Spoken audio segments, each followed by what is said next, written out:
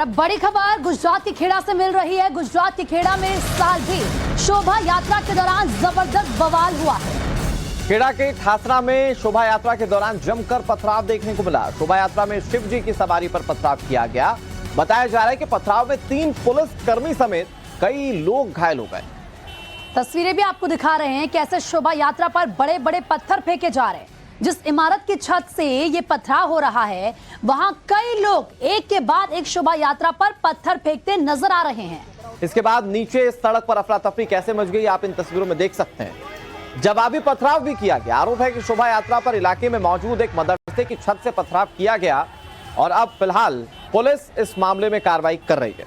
तो देखिए आपको तस्वीरें एक बार फिर से दिखाते हैं। 15 सितंबर का ये पूरा वाकया है। आप देखिए ये मस्जिद है, आपको नजर आ रहा होगा और किस तरीके से यहाँ से पथराव किया जा रहा है। ये बड़ी वॉल पर हम आपको समझाने की कोशिश कर रहे हैं। और इन तस्वीरों में आप देखिए ये जो इस वक्त सबसे ज्यादा नोटिस करने वाली चीज है ये मुडेर जहां पर कई धार्मिक झंडे लगे हुए हैं। आप इसमें देखिए ये जो चेहरे हैं अब पुलिस इन्हें नोटिफाई कर रही है। इसमें हमने नंबर्स इसलिए डाल दिए ताकि जो पत्थर करने वाले फेंकने वाले सामने आए हैं आप उन्हें देख पाए। इसमें 4 पथराव करने वाले लोग तो दिख रहे हैं लेकिन जिस इंटेंसिटी के साथ ये पत्थर आ रहे हैं, देखिए हवा में ये पत्थर आप देख सकते हैं। तो जिस इंटेंसिटी के साथ ये पत्थर आ रहे हैं इसमें समझा जा सकता है कि ये पथराव करने वाले इक्का दुक्का या 3-4 लोग नहीं है बल्कि संख्या ज्यादा हो सकती है।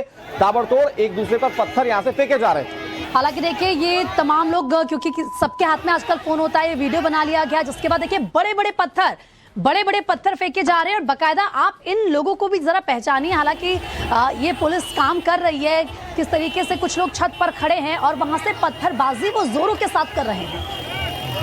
तो छत से पथराव किए जाने की ये एक्सक्लूसिव तस्वीरें और इसमें आप देख सकते हैं कि कैसे इस शोभा यात्रा पर पथराव किया गया। एक बार फिर से जरा देखिए नंबर 1 नंबर 2 ये पत्थर फेंकने वाले पत्थर नवीस कह सकते हैं आप इन्हें जो यहाँ पर पथराव कर रहे हैं और इसकी संख्या ज्यादा हो सकती है क्योंकि आप देखिए कि हवा में कितने सारे पत्थर उछलकर जो है वो शोभा यात्रा पर आ रहे हैं। सवाल इस बात को लेकर है कि क्या पहले से प्लानिंग थी कि यहां पर जब शोभा यात्रा गुजरेगी तो इसी तरह से पथराव किया जाएगा क्योंकि बरबस इतने सारे पत्थर किसी एक जगह पर इकट्ठा नहीं हो सकते हैं।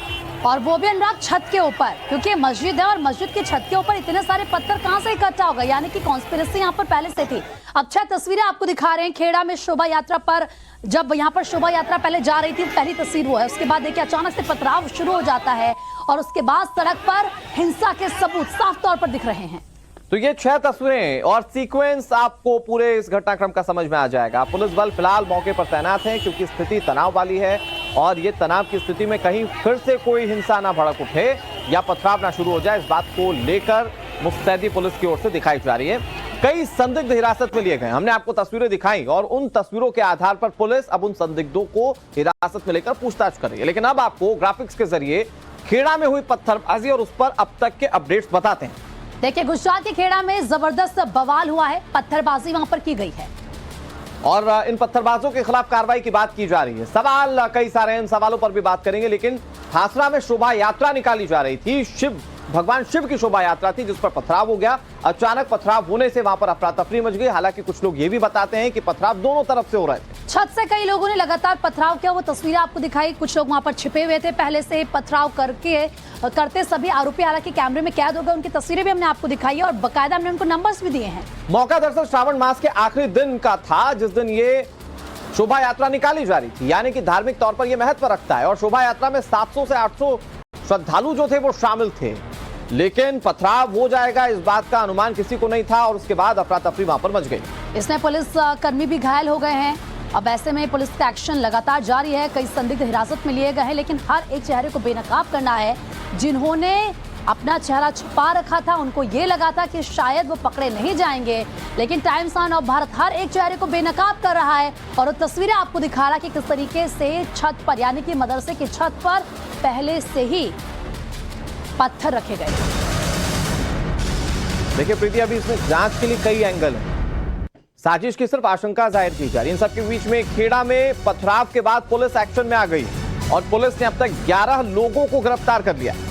रात भर चले कॉम्बिंग ऑपरेशन में पुलिस का ये एक्शन सामने आया जहां पर ठासरा में शिवजी की शोभा यात्रा पर हिंसक पथराव की घटना में कुल 3 पुलिस जो कर्मी थे वो भी क्योंकि घायल हुए थे और ऐसे में पुलिस शिकायतें भी दर्ज कराई गई। एक मुस्लिम शिकायतकर्ता ने 1500 हिंदुओं के भीड़ के खिलाफ पुलिस ने शिकायत दर्ज करवाई, यानी कि इस मामले में दोनों तरफ से शिकायतें दर्ज करवाई जा रही है। बहुत अहम पहलू वो पुलिस वाला भी है, जहां पर पुलिस वालों की ओर से 3 एफआईआर दर्ज करवाई गई है, जबकि एक मुस्लिम पक्ष की ओर से जो एफआईआर दर्ज करवाई गई है वो तकरीबन 1500 हिंदुओं के खिलाफ। अब सवाल इस बात को लेकर है कि कार्रवाई कैसे की जाएगी, लेकिन तस्वीरें जो हैं वो पीती इस ओर इशारा करती हैं कि शायद प्लानिंग पहले से की गई थी और शायद ये जो धार्मिक स्थल है इसका सहारा लिया गया था और इसी के बाद ये पथराव की पूरी वारदात को अंजाम दिया गया।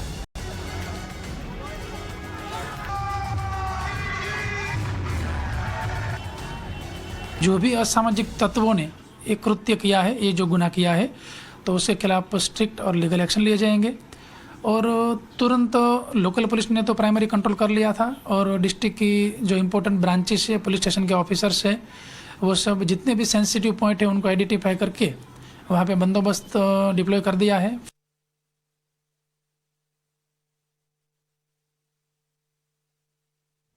पुलिस ने रात भर कॉम्बिंग ऑपरेशन चलाया है। बड़ी खबर आपको बता रहे हैं, अपडेट इस पूरे मामले में क्या हुआ है। मामले में लगातार एक्शन लिया जा रहा है, उन चेहरों को पकड़ने की कोशिश की जा रही है, उन चेहरों को बेनकाब करने की कोशिश की जा रही है जिन्होंने पत्थरबाजी की है।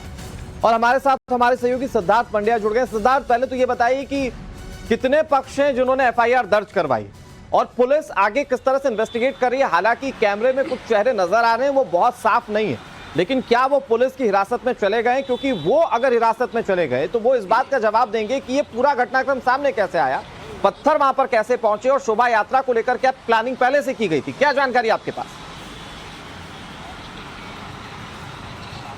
देखिए, बिल्कुल 3 एफआईआर यहां पे कुल की गई हैं। एक एफआईआर जो मुस्लिम पक्ष द्वारा 1500 लोगों की भीड़ जो शोभा यात्रा में शामिल थे उनके खिलाफ की गई है।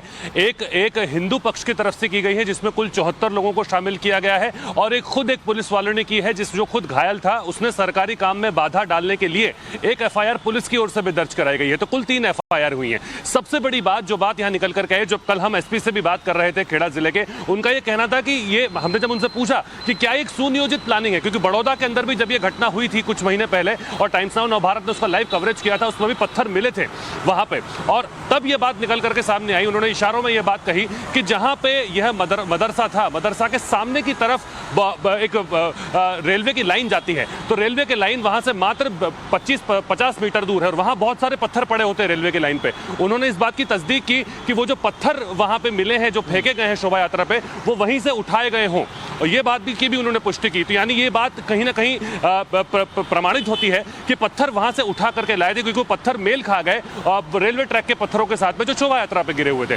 दूसरी बात, रात भर कॉम्बिंग ऑपरेशन के अंदर कुल 11 लोगों को ऑफिशियली गिरफ्तार किया गया है और बाकी कई सारे लोगों को डिटेन भी किया गया है। अब इसमें सबसे बड़ी बात है कि मदरसे के ऊपर जो लोग खड़े थे वे सारे युवा थे। पुलिस का कहना था कि सारे युवा लोग वहां पे खड़े हुए थे और उनके घर के बड़े बुजुर्गों को जब इस बात का पता चला तो उनको समझाइश दी गई और रात को पुलिस ने उन सबको घर में से जाकर ढूंढ करके पकड़ा और आज भी वो कॉम्बिंग ऑपरेशन चालू होगा।